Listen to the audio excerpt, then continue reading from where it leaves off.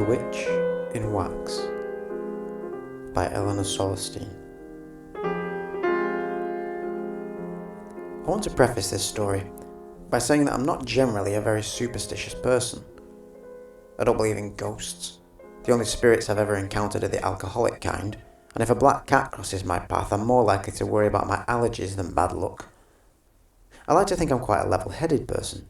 I live in the real world, and with the exception of my boiler, things that go bump in the night don't really concern me. That's what I like to think. Sometimes, however, even I have my doubts. If I really am the hard-headed skeptic, dismissive of all hocus pocus, then it should be very easy for me to dismiss the things I saw when I was 19. To dismiss them as ridiculous. It should be easy for me to write them off as coincidence or nonsense. Easy not to think about them sometimes, late at night, when the room's dark and the house is quiet. It should be easy to do that. It should be, but it isn't. For a number of years when I was at university, I spent my time between lectures working at the visitor centre at Pendle. I'd taken the job primarily to earn a few pounds, but also because I thought in some way that evidence of having worked at a somewhat historical site would sit nicely alongside the degree in history I was studying for, and would somehow bolster my CV when it came time to look for more serious employment after graduation. Spoiler alert, it didn't. Indeed, it slipped off the end of my resume like it had been greased with butter by the time I got around to handing it in to anyone who would care. Also, I didn't much like talking about my time there, especially not my reasons for leaving. Speaking of reasons, this might be a good time to mention why on earth Pendle, a drizzly corner of northern England, was considered to be of historical significance and somehow deemed worthy of having a visitor centre at all. The reason's simple. The witches. The trial of the Pendle witches in 1612 is one of the best documented and most notorious witch trials in English history. 12 individuals were accused, 1 died in prison, and of the 11 that stood trial, 10 were found guilty and sentenced to death by hanging, which was the usual method of execution at the time. Of the 12 accused, 6 came from 2 families, both of which were headed by a single matriarch, Elizabeth Southerns, known locally as Demdike. Demdike was in her 80s, and almost entirely blind by the time of the trial. She had been regarded as a witch by those in the area for many years, and was suspected to have been responsible for a string of deaths long before she ever faced prosecution. Upon being questioned, she admitted, without torture or coercion, to having sold her soul to the devil 20 years earlier. She died in prison before she could stand trial. The charge lobbied at Demdike, and at the other individuals in the group, was maleficium, murder by means of witchcraft. For me, as a historian, or at least an aspiring one at this point, the trial was of particular interest because of the number of guilty verdicts. Now, contrary to popular belief, a person accused of witchcraft in England during this period was actually more likely to be acquitted than found guilty. The question then becomes, why were so many individuals within this group found guilty? The fact that they were tried at all is enough to place some notoriety and attract visitors to Pendle. Though the attention paid to this gruesome bit of history is nothing on the scale of Salem in the US, tourists to the area today will still find many themed businesses, walking tours, and, of course, a visitor centre. The centre itself, which was housed in part of an old textile mill, was mostly sustained by a steady parade of bored, soggy school kids out on their history field trip. I mean, it was hardly likely to hold the attention of your average 9-year-old, raised on a diet of Coca-Cola and computer games, comprised as it was of dusty artefacts and text-heavy labels. Indeed, most of the kids seemed deeply unimpressed. They'd simply make their own entertainment and career through the place like it was a playground, laughing, shoving, paying little or no attention to the exhibits. No attention, that is, until they got to the basement. Because in the basement, Demdike was waiting. It really was the strangest thing to watch. The groups would come in, jostling and giggling around the place, stopping at the exhibits only to smudge with fingerprints the glass case that I would later be required to clean. They'd chatter and tease like every group before them, and traipse down the metal staircase with obedient disinterest, their dog-eared worksheets of things to spot unlikely to be completed, or even less likely to be marked by their haggard-looking teachers. But it was the same story every time, until they reached the waxworks. Then, as if something had sucked all the air out of the room, the atmosphere would change, and there would be the most incredible stillness. At that point, the start of the corridor which led to the exit, there was a small recess, in which a moth-eaten tableau of life-size figurines had been arranged.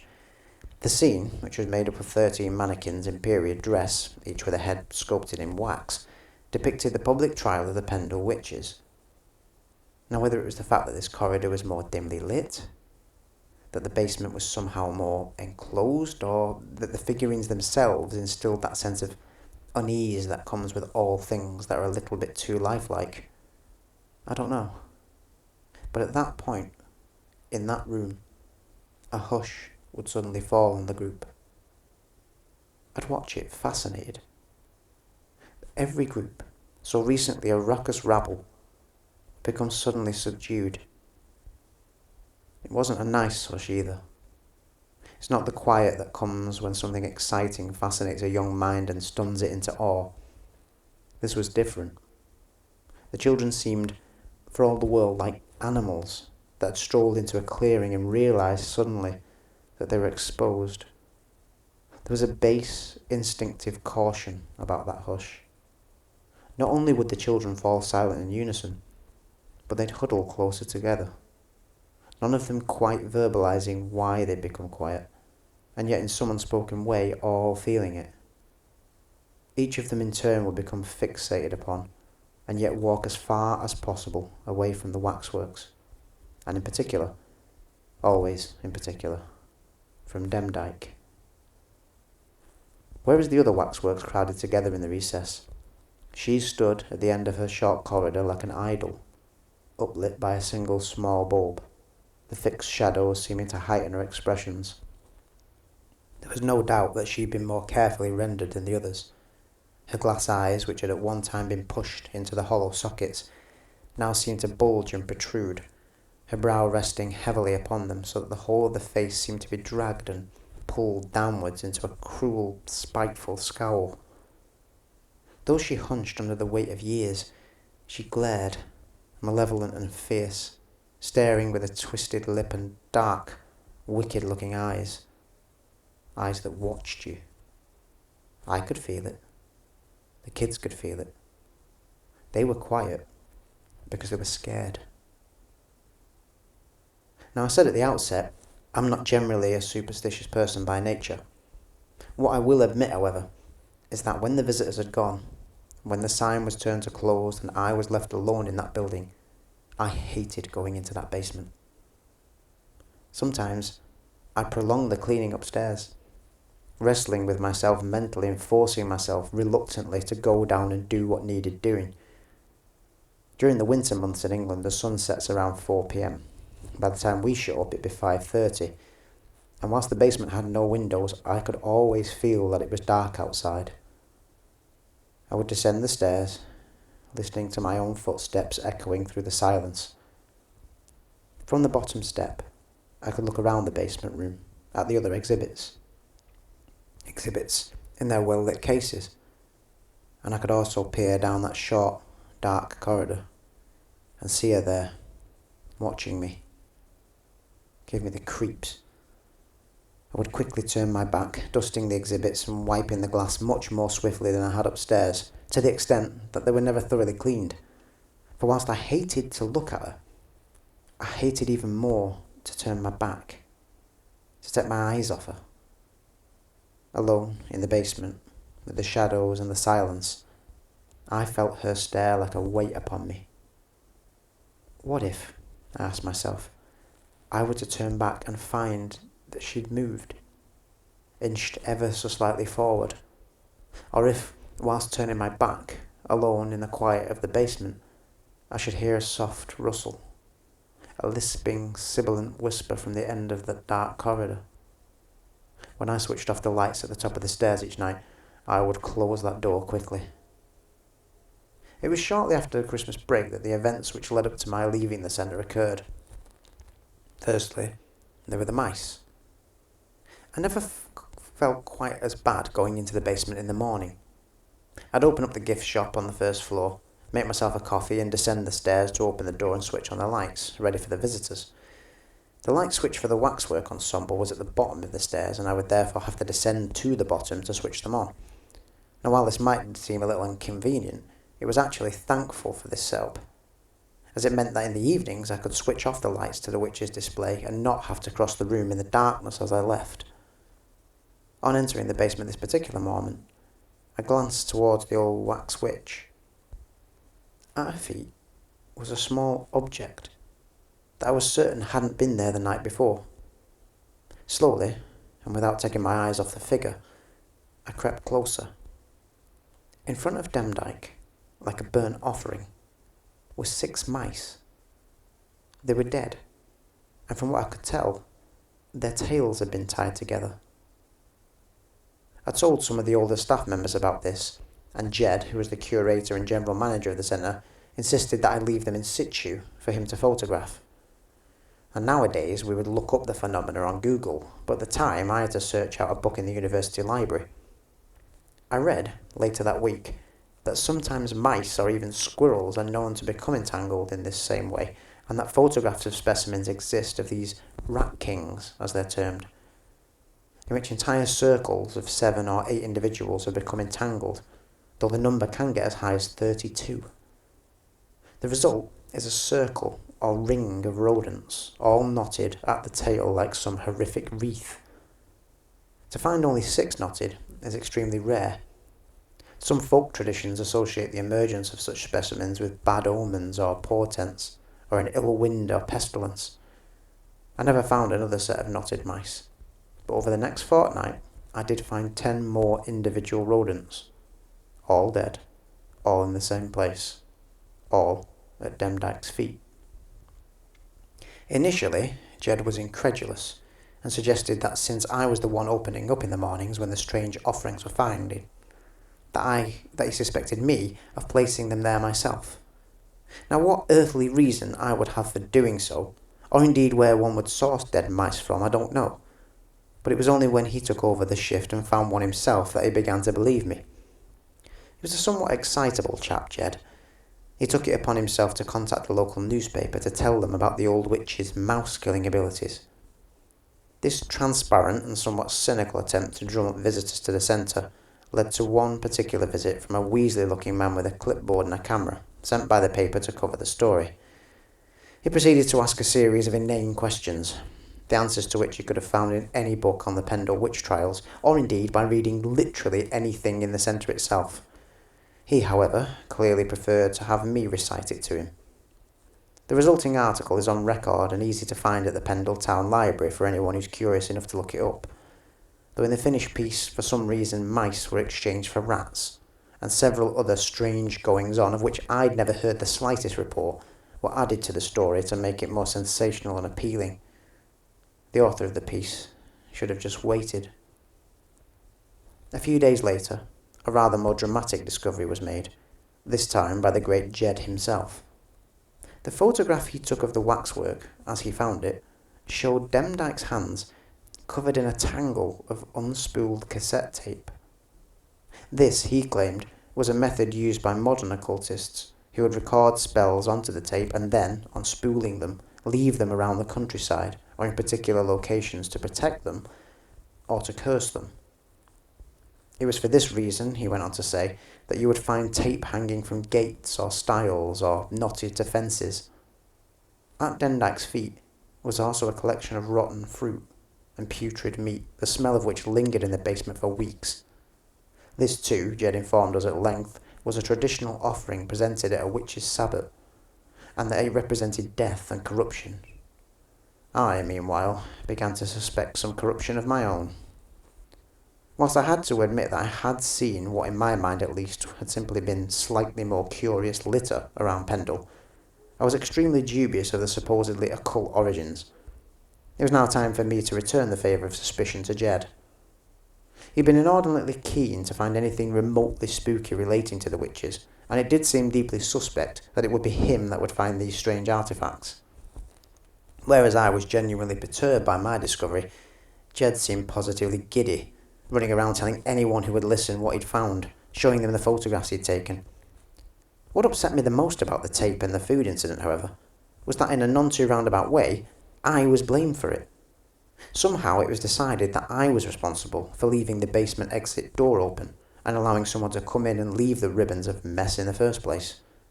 Jed, who I suspected of leaving the tape himself, openly chastised me for this infraction, warbling on about what could have happened if the person had taken it upon themselves to do damage to the exhibits or to steal some of the displays. When I tried to point out how unlikely it was that anyone would want to steal the artefacts from the centre, not to mention the practical difficulties of carrying a life-size mannequin down the street without arousing suspicion, he simply scowled.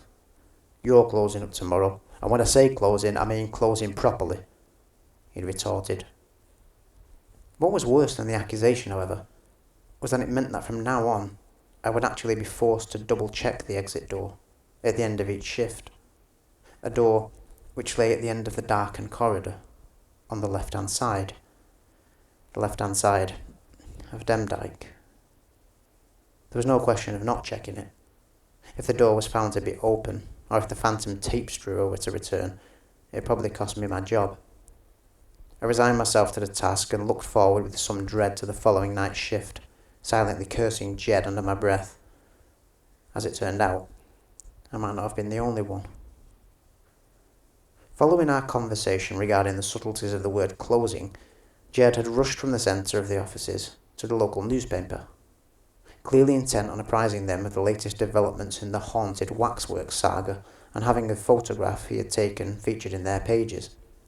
It was strange that I could somehow regard his actions and the entire haunted waxwork idea as ridiculous, whilst also feeling a churning in my stomach at the prospect of being alone with the damned thing. Later that day, I received a phone call at the centre from the same Weasley reporter. He explained that whilst they were happy to run the story, he would need to come back and take some more photographs, as the one that Jed had provided was unsuitable. He said that while he liked what we'd done with the eyes. When I asked him what he meant, he explained that in the previous photo he had taken, Demdike had been staring directly ahead. In this latest photo, her eyes were firmly directed to the left. Hearing those words sent a shiver down my spine. Though it was his closing words that affected me even more. "Yeah, the other photo's good, but it's just too dark for us to use. It needs to redirect the flash, because whoever was wearing the pointy hat has cast a massive shadow over the whole thing." Jed was alone when he took the photograph. No sooner had I put the phone down than I was roused from the desk by a shriek from the basement. I hurried down the metal stairs to find my colleague Chris ushering yet another group of terrified schoolchildren out of the basement exit. Having herded them out and accepted some rushed apologies and reassurances from a harried-looking teacher, he walked back up the corridor to me. "Everything all right?" I asked. "Yeah, just one of the kids started crying and it set the others off. You know how they get down here." I did. As I glanced over his shoulder down the corridor, I couldn't help but notice she was staring straight ahead. I never saw Jed again. On his way back from the newspaper office, he suffered a massive stroke at the wheel of his car. Whilst he survived the resulting crash and lived for another 5 years after that, his relatives said that he was never the same again. Now, to suggest that this was in any way linked to his job, that the waxwork, or to a woman who was executed hundreds of years earlier, would be to buy into that species of superstitious hearsay that I steadfastly wish to avoid. Anyone can have a stroke. Anyone. Whilst Jed was being taken to the hospital, I, entirely unaware, was reluctantly turning the open sign to closed on the upstairs entrance. I'd been dreading this moment all day. Through the window, I could see that the sun had already dipped below the tree line. I reflected for a moment on how, despite being just another northern town nowadays, Pendle must at one time have been the perfect setting for whispers in the dark. The sky was stark, austere, cloudless but raw, with the unfriendly coldness of winter's bite. The line of trees I could see from the window stood out naked and black against the sky, their trunks woven together into a single clotted mass, while their fingers, branches, screeched and clawed up at the sky. It was all too easy, I thought, to imagine what or whom was lurking beyond those trees, to envision someone or something huddled in those shadows, waiting, watching, like an animal guarding its patch. I turned away from the window. The entire place was silent. I dusted the exhibits on the first floor, picking up a stray sweet wrapper here, wiping a glass case there, all to delay the inevitable. Eventually, as the hands on the clock crept forward towards 6, I realised that I couldn't delay any longer. I picked up the cloth and broom and headed down the stairs to the basement.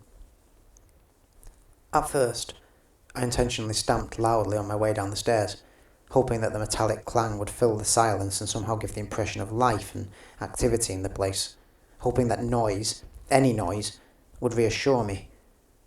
It didn't. In a few seconds, the reverberations from the stairs had ebbed away, swallowed by the still unnerving silence, or at least the almost silence. There's something deeply primeval about a fear of almost hush, the state of sound that lies just above silence. It yawns, pregnant with potential. It's the place where massive paws pad noiselessly closer, where predatory eyes narrow and observe. I stood at the bottom of the staircase and waited. The hair on the back of my neck rose and bristled as I stepped forward and reluctantly glanced down the corridor. She was there, waiting.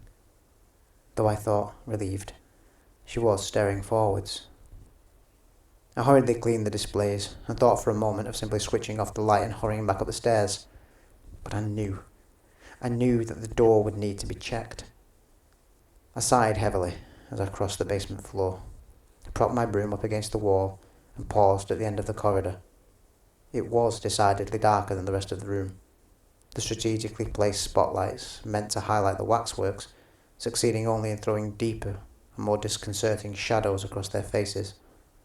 My eyes flashed from one to another, and finally to Elizabeth Southern's. Demdike. I began the walk. I trudged slowly, feeling with each step the air close around me like I was walking through water, as if the space directly behind my back, that eternal blind spot, was now somehow ominously filled. I hurried past the models, feeling as I did 12 pair of eyes regarding me, their cold stares and waxen faces, their not quite features, blank expressions, watching me as I, like some twisted supplicant, approaching a high priest, crept gingerly past. I glanced around, hearing the blood pounding in my eardrums. Somehow, in this feeble light, their skin looked paler, more pallid, death-like. The fingers on their hands seemed slimmer and longer than real hands or real fingers, as if they strained to touch. I turned my gaze back to Demdike, to that horrible, knowing stare, as the lights went out. I felt my stomach drop, a cold feeling as if someone had poured ice water into it and allowed it to slosh around, coating the inner fabric. My throat went dry as my mouth filled with a bitter metallic taste, and I ran. Forget the door, forget the basement. I ran toward the stairs. I was at the end of the corridor when I tripped. Tumbling forwards and burning my cheek and elbows on the rough carpet, I clambered to my feet, and for what reason I will never know, perhaps to check, to confirm to myself that there was no threat, or to check how close the threat really was. I looked back. All I saw was eyes. Everything else was an impenetrable black.